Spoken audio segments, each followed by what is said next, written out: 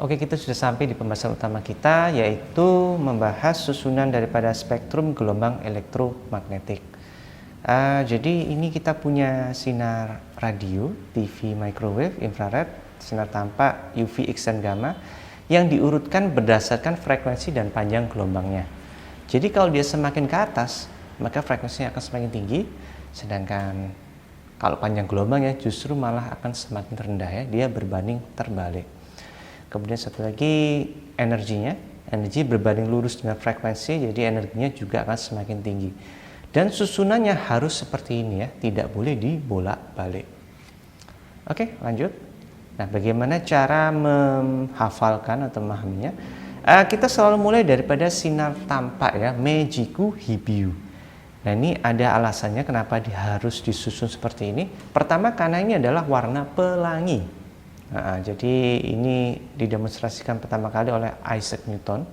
Dia menggunakan prisma, kemudian ditembakkan sinar matahari, dan kemudian muncullah keenam warna ini. Oke, mungkin kalian bertanya kenapa kok nggak ada warna nila di sini. Jadi ternyata banyak orang tidak bisa melihat warna nila. Kalau saya kasih warna seperti ini, banyak orang akan bilang ini adalah warna biru tua ya. Jadi yang lebih tepat adalah seperti ini.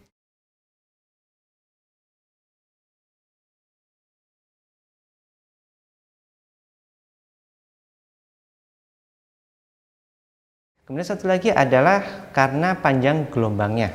Jadi ternyata warna merah itu panjang gelombangnya adalah 700 nanometer. Sedangkan warna ungu adalah 400 nanometer. Jadi kalau digambarkan warna merah misalnya seperti ini, sedangkan warna ungu dia akan lebih ramping ya panjang gelombangnya. Jadi sinar itu sebenarnya adalah perbedaan panjang gelombang. Ini dibuktikan oleh Thomas Young pada percobaan interferensi celah ganda. Mudah-mudahan masih ingat. Jadi kalau sinar warna merah ditembakkan pada celah ganda, dia akan misalnya pola interferensinya akan seperti ini. Sedangkan kalau warna ungu ternyata dia akan lebih ramping ya. Ini proporsional sesuai dengan panjang gelombangnya ya. Nah, jadi bisa dibuktikan bahwa cahaya memiliki panjang gelombang dan dia bukanlah partikel seperti yang dianggap oleh Newton dulu. Oke, selanjutnya di bawah sinar merah ada infrared ya, yang tadi kita bahas, warnanya tidak kelihatan. Jadi bukan berarti dia transparan kemerah-merahan ya, transparan dia tidak kelihatan. Oke, kemudian di atas ungu ada ultra ungu. Kemudian di atasnya lagi ada sinar X serta sinar gamma. Kemudian dari paling bawah ada sinar radio, TV serta microwave ya. Oke, kemudian sinar radio itu yang tadi ya, tadi panjang gelombangnya berapa? 3 meter. Jadi ini panjang gelombangnya lebar sekali dia. Ini gelombang radio FM ya. Kalau yang radio AM, dia itu lebih panjang lagi. Tapi kelebihannya dia bisa lebih jauh daripada radio FM. Tapi kalau kualitas suara masih lebih bagus yang radio FM. Oke, lanjut. Kemudian di atasnya ada sinar TV. Kemudian, satu lagi ada sinar daripada sinar HP. Frekuensi sinar HP itu adalah 800 MHz. Ya. Jadi kalian pasti bertanya-tanya, kenapa kok bisa HP itu mengirimkan sinyal informasi?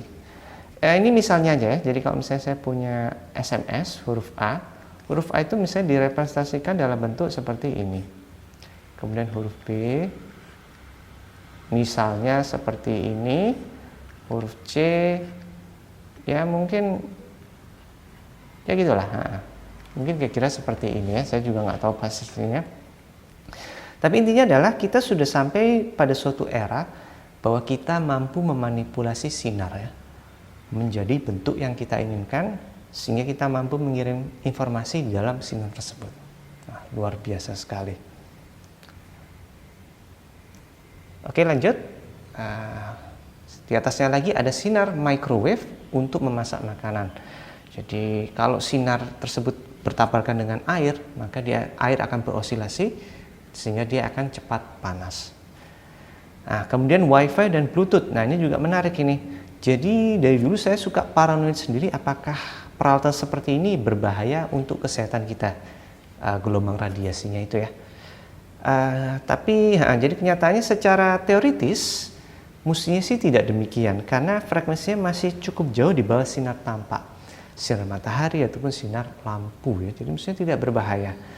Tetapi ya karena ada juga yang melaporkan bahwa dia misalnya pusing dan mual karena kelamaan HP, maka alangkah baiknya kalau kita menggunakan HP itu kita menggunakan handsfree seperti ini. Nah, jadi kita jaga jarak dengan HP tersebut. Nah, jadi kalau dia semakin dekat maka sinyalnya akan semakin kuat ya sebenarnya ya. Tapi kalau semakin jauh dari atas 5 cm maka sebenarnya sudah cukup aman. Nah, jadi gunakanlah handsfree kalau menggunakan HP cukup lama. Kemudian infrared yang tadi untuk remote control, kamera thermal serta termometer. Kemudian sinar ultraviolet ini untuk mengecek keaslian uang ya. Jadi tempelkan sinar UV di situ terus dipantulkan balik menjadi sinar tampak ya. Jadi bukan berarti sinar UV itu berwarna ungu, bukan seperti itu. Kemudian selanjutnya, sinar UV ternyata mampu membunuh bakteri dan virus serta merangsang tubuh untuk menghasilkan vitamin D ya. Nah, ini menarik. Jadi saya pernah melihat percobaan ada sebuah cawan terus diletakkan bakteri di cawan tersebut, kemudian disinari sinar UV. Dalam waktu 2 menit ternyata bakterinya mati semua ya. Nah, itu baru bakteri daripada lampu, apalagi sinar matahari. Kemudian vitamin D, jadi kakak saya pernah bercerita bahwa banyak orang meninggal terkena corona itu sebenarnya karena ternyata di dalam tubuhnya kekurangan vitamin D ya. Artinya kurang lebih mereka kekurangan sinar matahari. Nah ini kebetulan saya punya sinusitis sehingga saya gampang batuk dan pilek ya. Tapi di saat era pandemi ini saya baik-baik aja sebenarnya. Kenapa? Karena saya sering terkena sinar matahari. Rahasianya sebenarnya di situ. Jadi saya bahkan naik motor itu sering nggak pakai jaket ya. Kalau ada matahari situ, karena ya itu lebih sehat sebenarnya, lebih sehat seperti itu. Jadi saya sarankan banyak terkena sinar matahari ya, supaya nggak kena corona. Tapi jangan terlalu banyak kena matahari juga karena sinar UV juga mampu mengakibatkan kanker kulit. Jadi jangan berlebihan juga. Kemudian selanjutnya sinar X untuk foto ronsen ya. Jadi sinar X mampu menembus kulit kita, tapi tidak mampu menembus tulang kita, sehingga fotonya bisa seperti itu. Kemudian yang terakhir sinar gamma. Nah ini yang sinarnya sangat berbahaya, dihasilkan dari reaksi nuklir, yaitu pada matahari ataupun bom atom ya. Jadi sinar tersebut ini panjang gelombangnya sangat-sangat kecil, mencapai 10⁻10 meter ya. Ini sangat kecil, ini seukuran dengan ukuran atom ya. Jadi jadi kalau kita kena ini maka atom-atom di tubuh kita akan meluruh ya.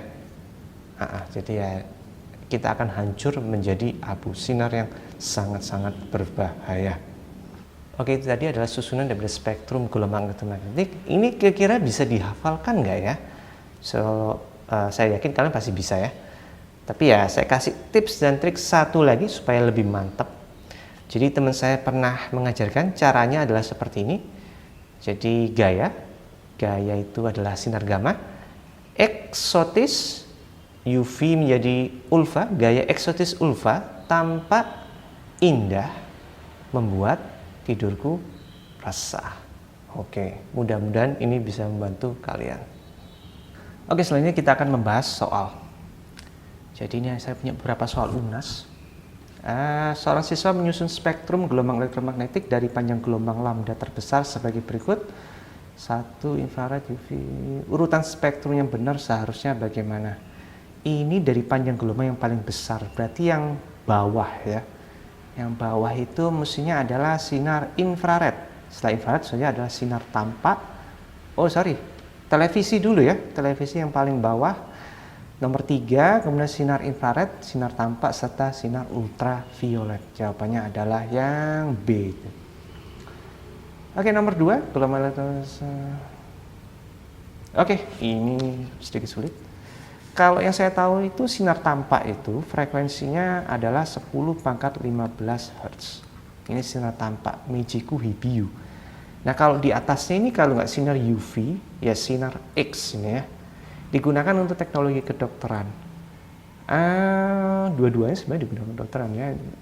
Ini UV kan juga bisa untuk sterilisasi ya. Tapi yang lebih tepat kayaknya sih sinar X ya untuk ronsen ya. Oke, lanjut. Kemudian nomor 3, gelombang elektromagnetik periode 10-19 cepat lambat merupakan ini. Ini bisa dilihat dari periodenya. Kalau periodenya 10-15 berarti frekuensinya adalah 10⁻15 Hz. Dibalik aja ya, frekuensi sama periode dia berbanding terbalik. Maka ini adalah sinar tampak ya, Meiji-ku Hibiyo. Nomor 4, urutan dari frekuensi besar ke kecil. Frekuensi besar maksudnya dari sinar gamma itu ya. Sinar gamma turun menjadi sinar sinar gamma, saya kira yang B, UV, infrared serta sinar mikro. Oke, lanjut.